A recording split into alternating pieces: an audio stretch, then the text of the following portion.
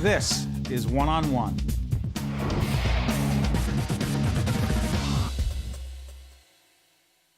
Dr. Andrew Kaufman, Director of University Hospital Comprehensive Pain Ctr and Associate Professor of Anesthesiology, Rutgers-NJ Medical School. Good to see you, Doctor. Thank you for having me today. We're talking about the abuse of prescription medication.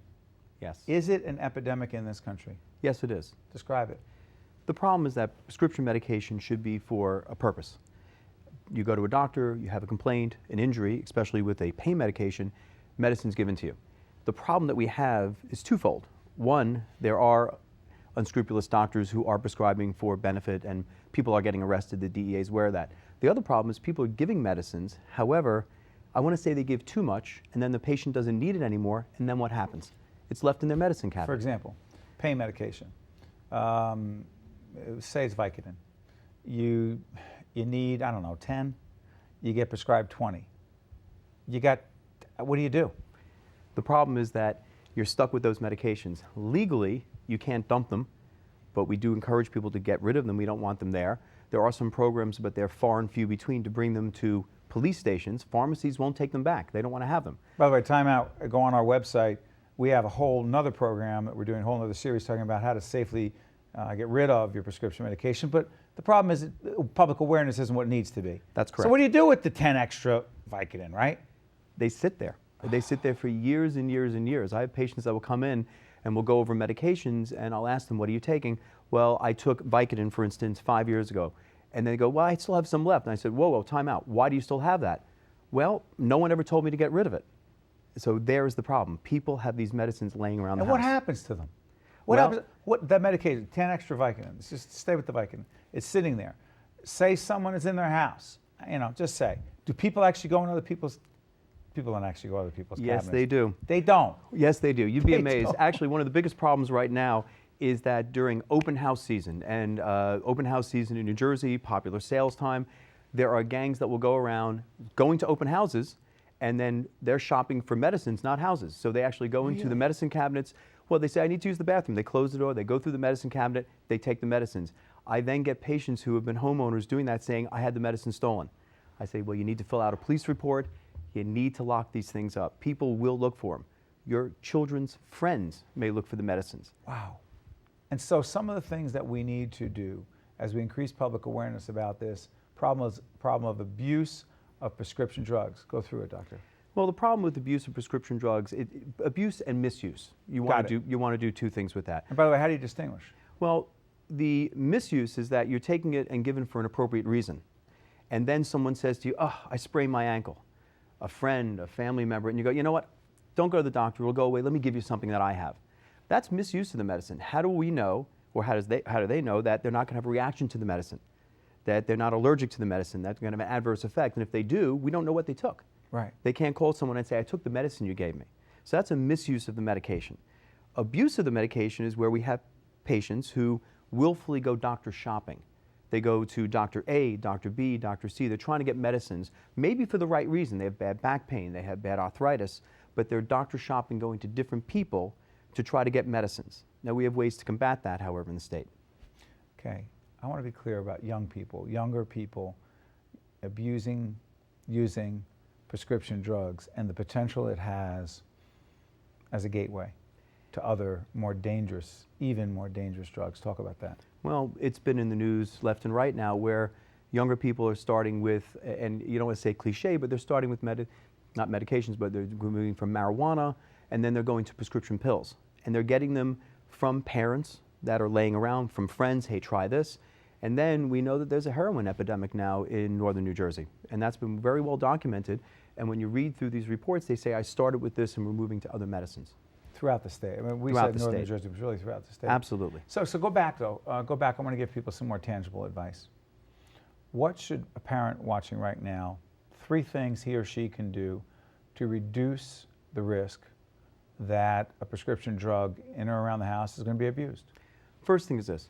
Let's say you actually need the medicine. You have no choice. Right. You need to get a safe. You need to have a safe. Absolutely, a safe. You have a safe, you're locking it up, you and only you have the combination or key. It's done. So if you really need this medicine for a chronic issue and you know you're going to have it in the house, take away the temptation. Get a safe, by all means lock it up. I tell my patients to do that all Lock the it time. up. Absolutely. Devil's advocate, before you go to the next one, someone says, oh, come on, doctor, that's overkill, you say. Absolutely not. When it's there, it can be taken. And you don't want to risk anything with that. So lock it up. It takes 2 minutes. I tell patients that all the time. I expect my patients to do that. I ask them to. Second thing. The second thing you want to do too is when someone gives you a prescription, and the good example is my wife had to have some surgery last week. She's doing great. But the doctor handed me a prescription for 20 Vicodin. And I looked at him, I said, why are you giving this to me? And he said, well, I give it to everyone. This is just routine. And I said, well, what if she doesn't need that? What if she only needs 4 pills, 5 pills? He goes, well, you'll fill it and then you don't have to worry about it. But that's one of the perceptions I'm trying to break amongst my own colleagues to say, if you need to give someone something, that's fine, but why not give them 5 pills? They can always go to the pharmacy and get a little more, maybe 10, but 20? Why that number? So this is interesting. I asked you for advice for parents, and you're now talking about advice for your professional colleagues, physicians. You're saying prescribe fewer prescription drugs and then refill if necessary. That's correct. And therefore it takes the temptation of having the medicine in the house. With the parents, the number one thing is locking up the medicines. If you have extra medication, try to get rid of that medicine. I know we don't want to flush it or dump it, but we need to get rid of it and get it out of the house. Bring it back to some physician's offices. They may have programs. Bring it to your police station. They will take prescription opioids. They'll be happy to take that. They're never going to say no to that. So Right. I'd rather that. So there you're taking away the medicine from the kids, but now you have to start and take a step back even and say, how is the medicine getting into the house to begin with? There's a division of consumer affairs that actually has these sites that they have. Yes. There are not enough of them. They're going to be more. That you can return the medicine. You could actually Yes. go to this place. It looks like a mailbox. Yes. There are not enough of them, but the Division of Consumer Affairs has them. You can go there, no questions asked. That's correct. And just put it in there and get rid of it. Because they know, because you can't bring it back, certain opiates. You are not allowed to return anything to a pharmacy. Once A narcotic. But Yes. you I could bring, let me ask you, I told you I have Bactrim right now. That's correct. Okay, for an antibiotic. I could bring that back to if the the bottle was pharmacist. if the bottle was not broken open, if it was still sealed, they would take it back. Pharmacies don't take back medications once they leave the pharmacy themselves, especially with controlled substances. They will not take them back. They don't want to know from them. Oh boy. All right, and one more thing for parents. What about parents talking to kids? Well, you have to absolutely have conversations. This is the old times when I was growing up, have Yep. conversations, and the Nancy Reagan, I'm too old for that, but just say no. You need to educate them and say, listen, this medicine was given for a reason for this problem. If you're going to take this as a game, you're going to hurt yourself. It's good stuff, Dr. Kaufman. Promise me this will not be the last time you come back to talk about this important subject. It is an epidemic. There are lots of ways we need to approach this. Thank you, doctor. No, I'd love to come back. Thank you for having me. Appreciate it. One-on-one. We'll continue right after this. Thank you, doctor. One-on-One with Steve Adubato has been a production of the Caucus Educational Corporation, celebrating 25 years of broadcast excellence. Funding for this edition of One-on-One has been provided by Activists, the New Jersey Education Association, Investors Bank, New Jersey Natural Gas, St. Peter's University, and by New Jersey Manufacturers Insurance Group. Transportation provided by Airbrook Limousine, serving the metropolitan New York, New Jersey area. One-on-One with Steve Adubato has been produced in partnership with St. Joseph's Healthcare System. This program has been made possible in part by Franklin Templeton Investments.